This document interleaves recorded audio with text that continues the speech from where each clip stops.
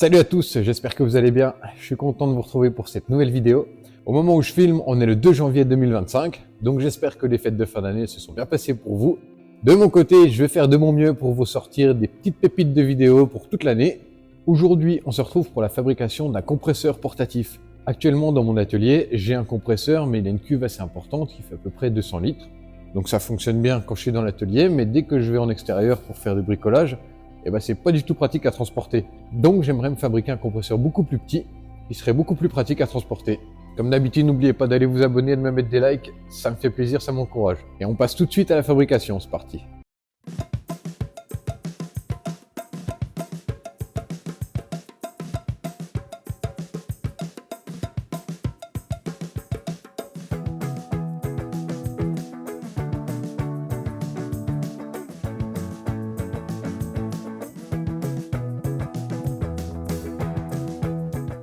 Pour fermer la cuve, j'ai modélisé et imprimé une pièce en résine, mais j'ai constaté qu'avec la pression de l'air, elle avait tendance à se déformer.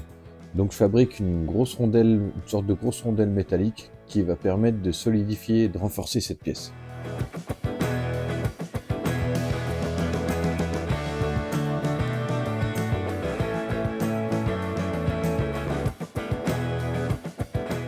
Là, je m'attaque aux différents raccords pour pouvoir connecter le compresseur et également le tuyau d'air.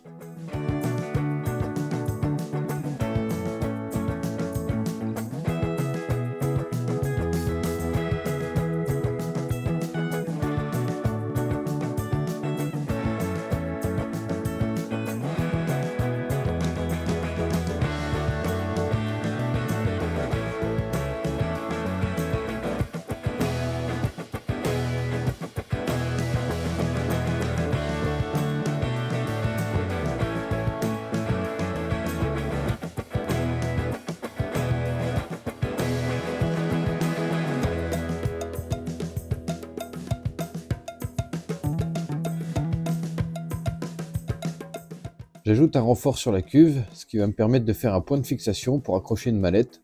Et dans la mallette là, je pourrai mettre toute l'électronique.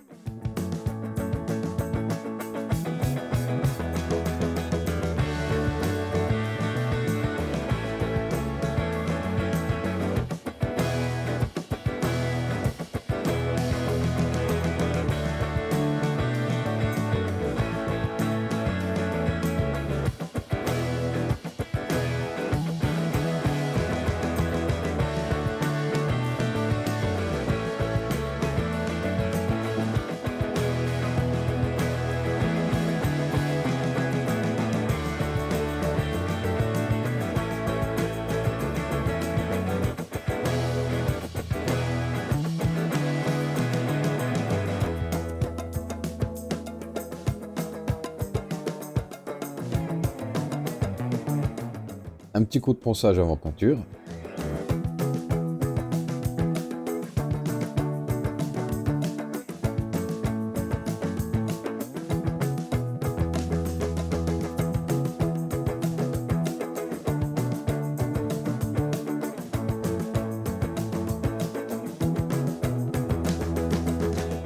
Il y a pas mal de pièces que j'ai imprimées en 3D, mais j'avais pas de filament de la bonne couleur, donc je vais les peindre en même temps.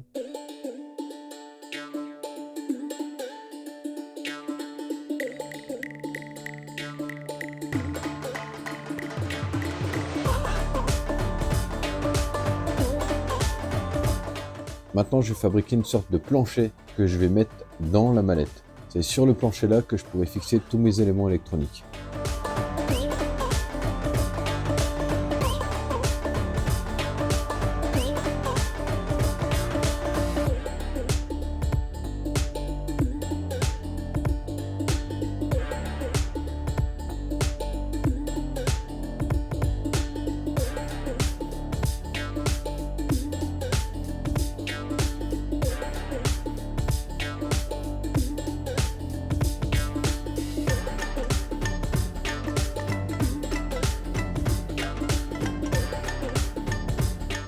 Peut-être que certains d'entre vous ont reconnu la mallette, c'est une mallette tout simplement de 6 sabres de chez Parkside que je vais vider de tous les éléments plastiques dont j'ai pas besoin.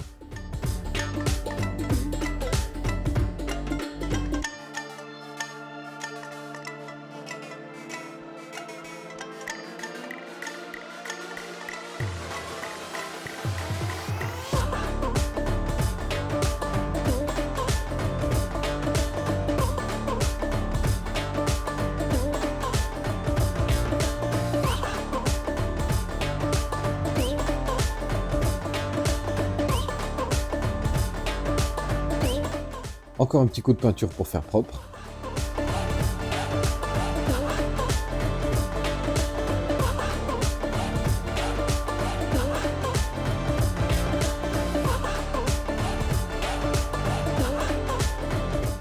Là, je colle le plancher qui va accueillir l'électronique.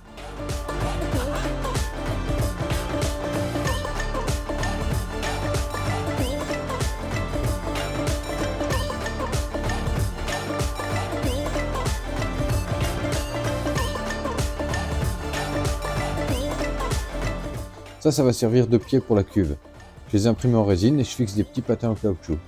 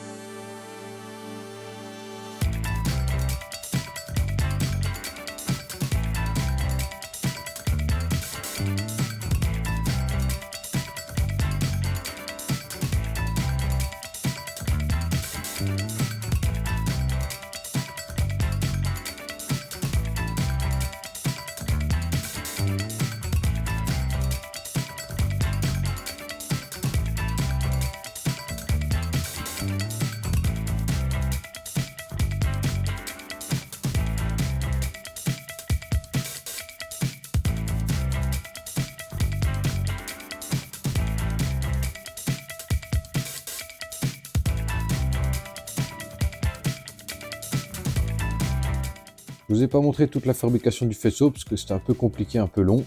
Je vous montre juste quand je mets la gaine de protection.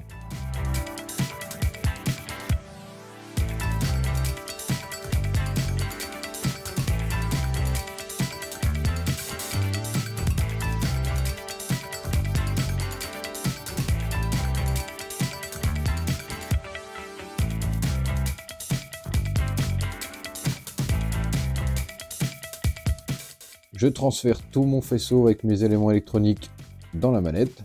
Il reste vraiment plus beaucoup de place.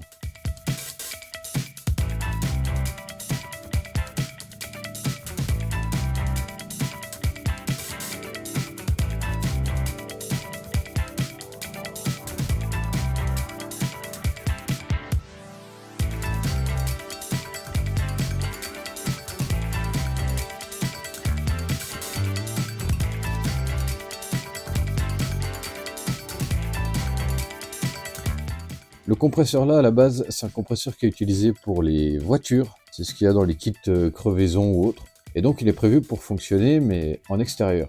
Et là, le fait de l'enfermer, c'est pas très bon, il risque de monter en température. Donc je vais rajouter un petit ventilateur qui va permettre de brasser un petit peu l'air à l'intérieur de la mallette.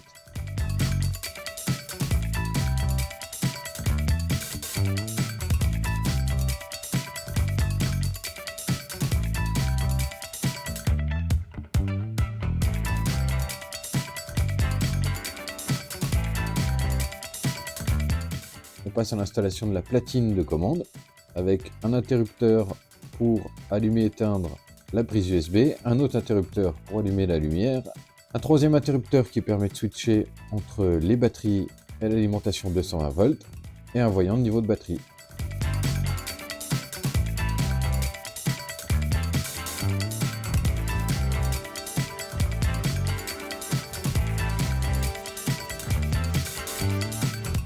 Là, j'installe un régulateur de pression et l'arrivée d'air du compresseur.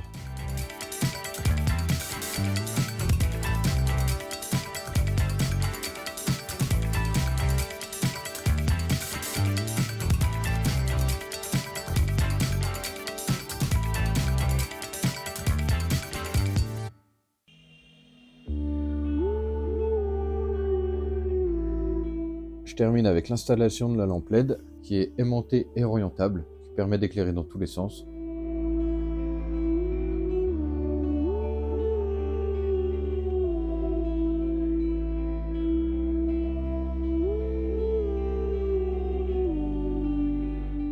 Et là on arrive à la fin de la fabrication.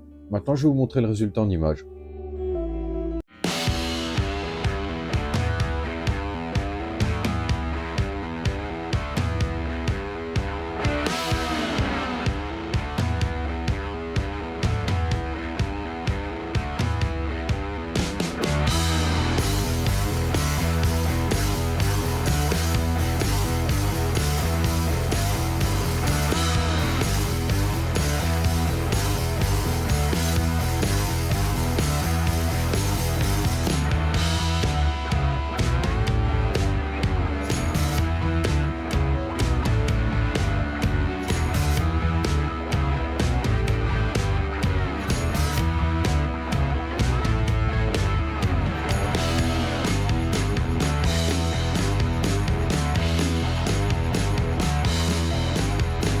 Alors voilà le compresseur qui est terminé.